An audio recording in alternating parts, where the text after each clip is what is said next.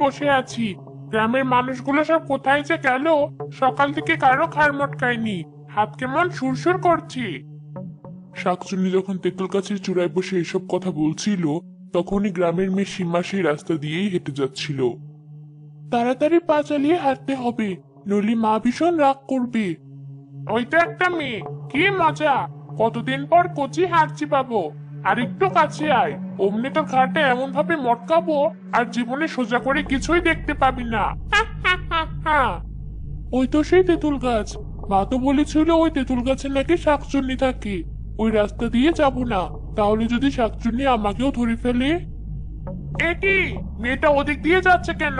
তাহলে কি আমার কচি হাড় চিবানোর স্বাদটা স্বাদই রয়ে যাবে?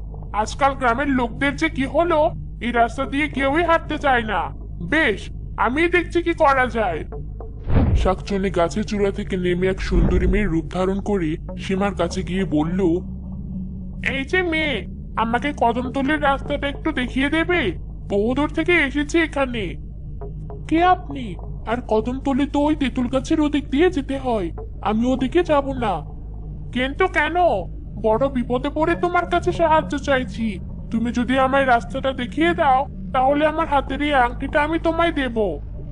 সীমার শাকচুন্নির হাতের আংটিটা দেখে ভীষণ পছন্দ হলো। আহ, আংটিটা তো ভারী সুন্দর। হ্যাঁ, এটা আমার বিয়ের আংটি। নাও, এখন থেকে এটা তোমার।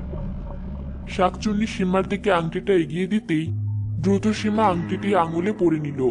সাথে সাথে তার শরীর মাটিতে লুটিয়ে পড়ল।